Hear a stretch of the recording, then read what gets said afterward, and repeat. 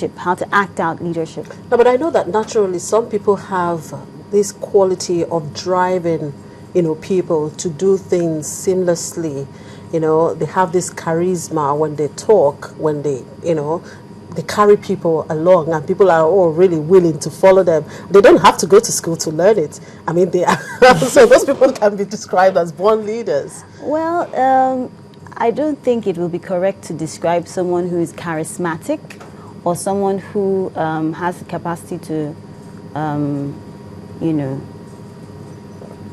what was the word that you said apart from charismatic? The capacity to, just speak. Because at the end of the day, in the short run, you can find a person who comes up and addresses a crowd, and the person, has the stance of a leader and speaks authoritatively, and everybody's excited. But what will determine a leader in the long run is the results that the leader is able to put on the table. So can you bring about positive change?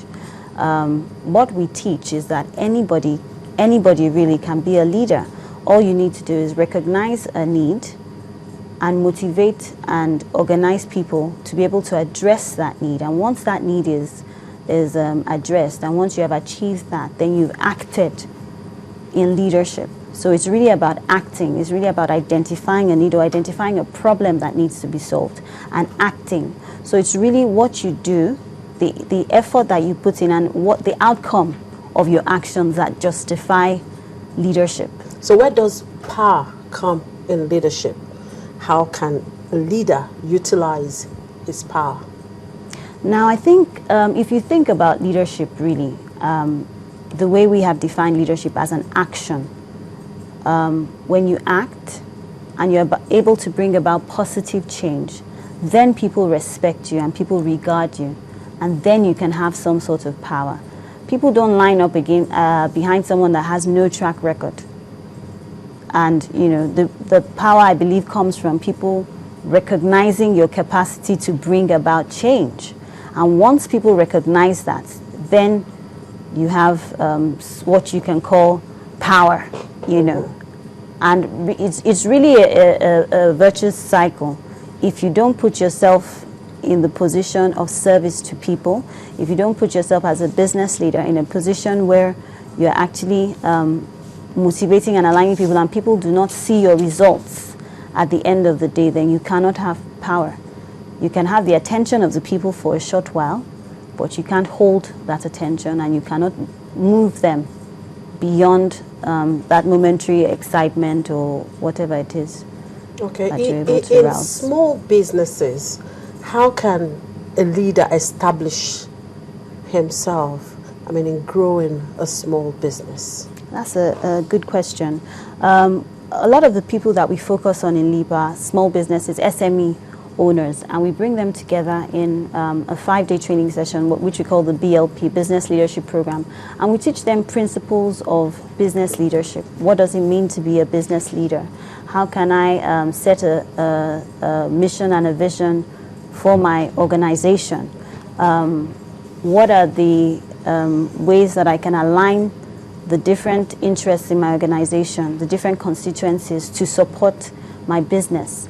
What is the usefulness of a board in my organization? How can I leverage a board to help my small business grow? A lot of people think that because your business is not a major business, a large business, you don't need a board. But a board actually serves as the first governance structure, the highest governance structure within your small organization, and they hold you accountable and ensure that you can achieve the objectives that you achieve by also bringing to bear the expertise that they have as individuals to your organization. We teach them about succession.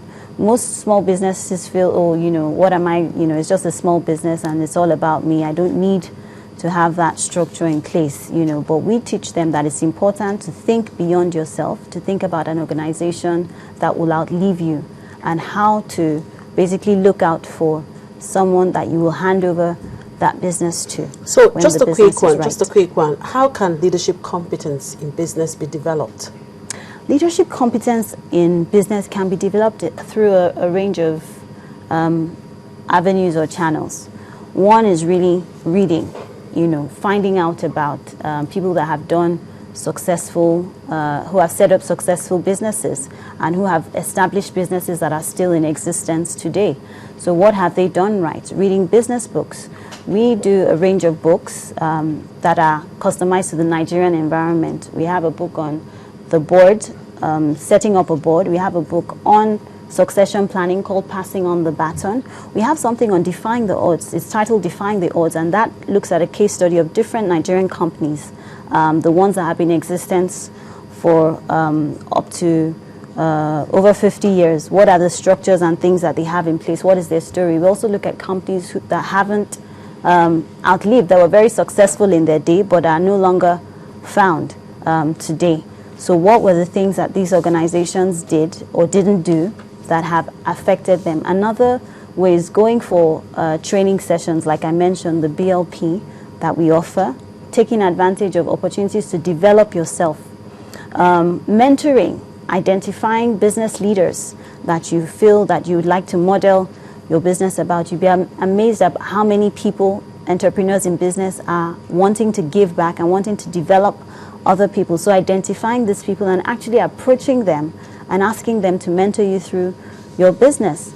But also, more importantly, is creating a culture within your organization where your staff members, each one of them, starts to think like a business leader so that your business cannot leave you. All right, thank you very much. It's been quite an interesting discussion. Thank you. Well, thank you very much, Ms. Iyaduni. Well, I've been speaking with Iyaduni Olumide. He is the Executive Director, Leap Africa. And it's on that note we draw the curtain on today's edition of the program, and of course for the week. Thank you very much. We hope to see you again next week, precisely on Monday. In the meantime, have a wonderful weekend.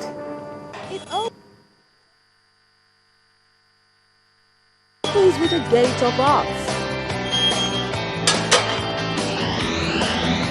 Moves into windows of creativity. She finds the only English word she knows from somewhere hidden in the belly of a 4'9" body, and instead of "I won't get," she greets us with "bye bye." Branches into rooms of color.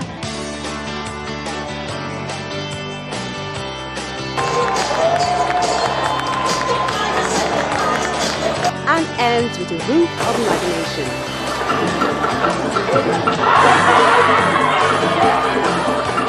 Walk into Art House. The pieces all come together at 9:30 p.m. every Saturday.